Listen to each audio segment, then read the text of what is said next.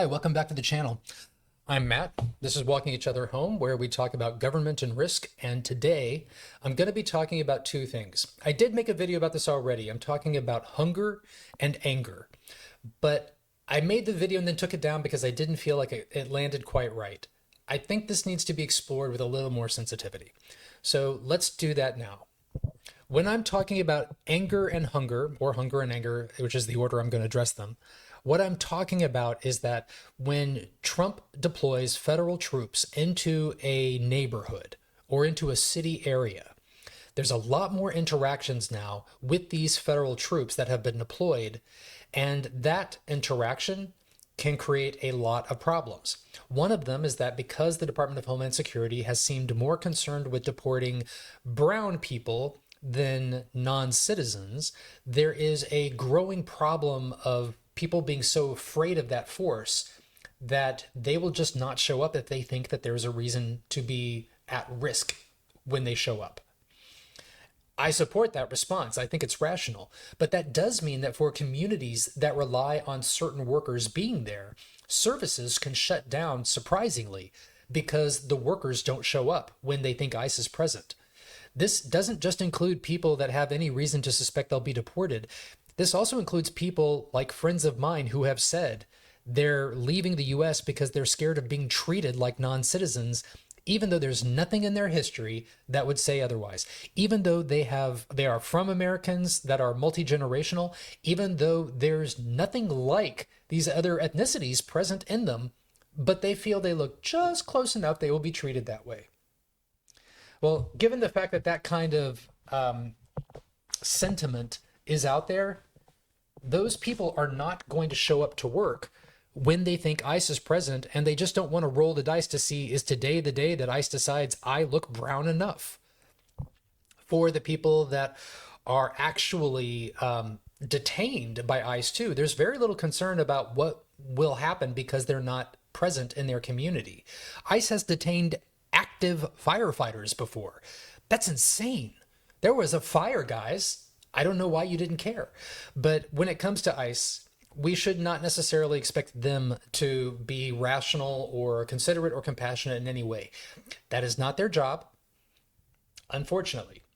So for the rest of us, recognizing that services and shops and vendors and all kinds of things in our environment might close or become unavailable just because of the presence of these types of federal troops, we should start to plan for that.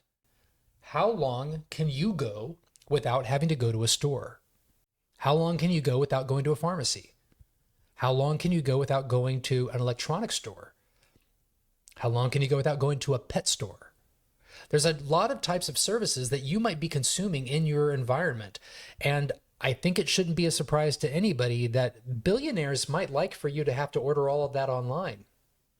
But if you are relying on services in your area, consider how long you can make it before you need to respond, even if those services are closed down.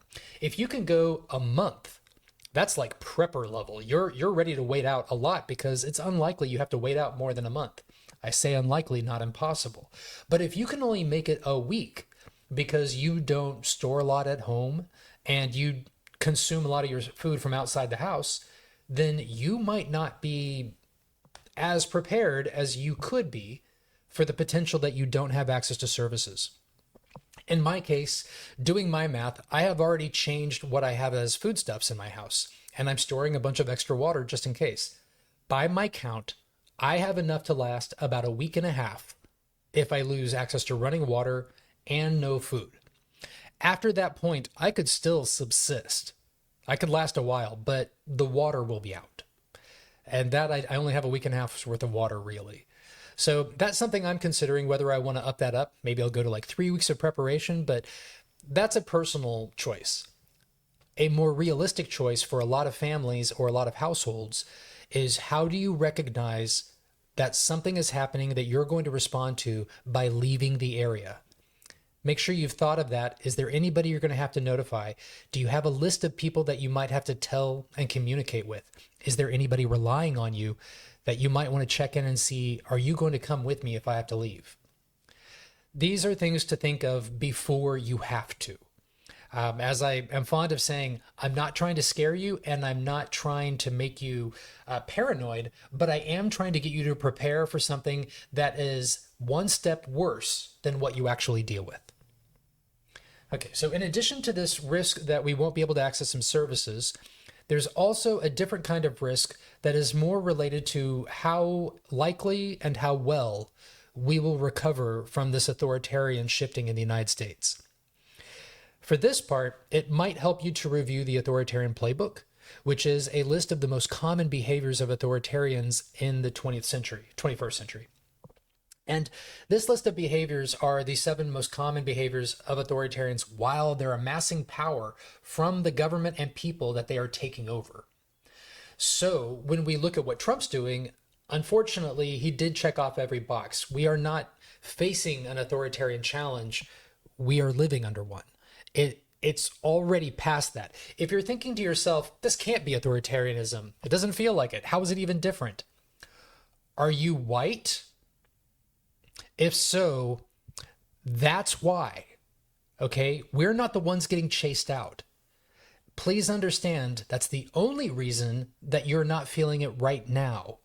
If you're not feeling it right now, which is already weird. There's so many impacts, you've got to be feeling it. But if you're not feeling it, it could just be because you don't know. It could also be because you're not feeling it. Maybe your life is lived in such a way that you wouldn't feel it yet. But recognize you're next. There's nobody that this is actually in service to besides the Trump administration.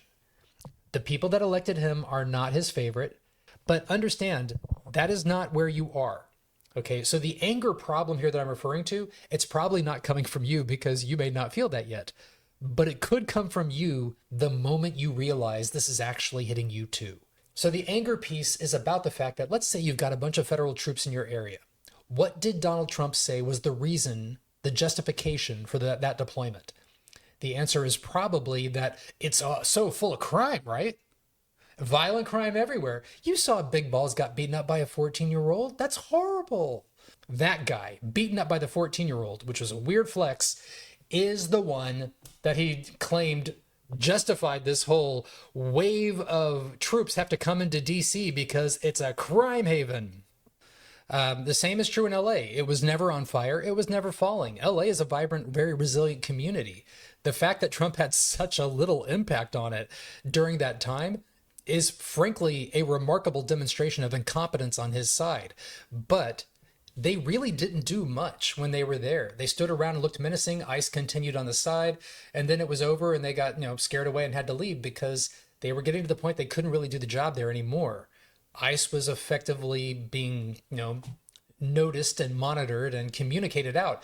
So people weren't there that ICE went for, and ICE was mostly arresting people that they shouldn't have arrested, which creates tons of legal paperwork for them. So finally they leave LA. Are they coming back? We'll see. But he's going to go into a bunch more cities now, and when they do, there's going to be more and more surface area for a line of scrimmage where the public and the federal troops are interacting. That's more and more opportunities for someone to boil over and throw more than a Subway sandwich at these guys.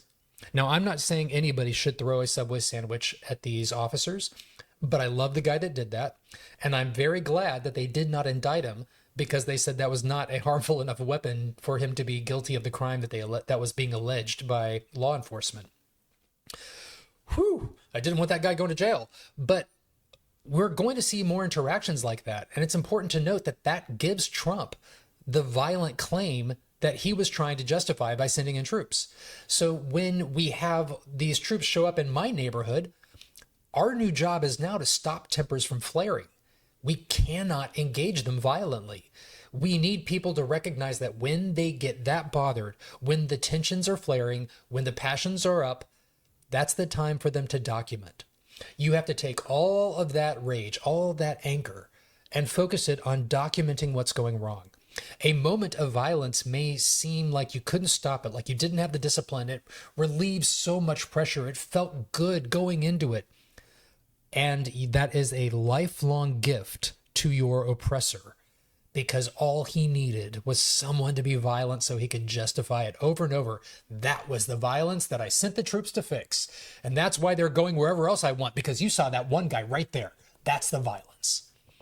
We can't give that to him. And that's difficult.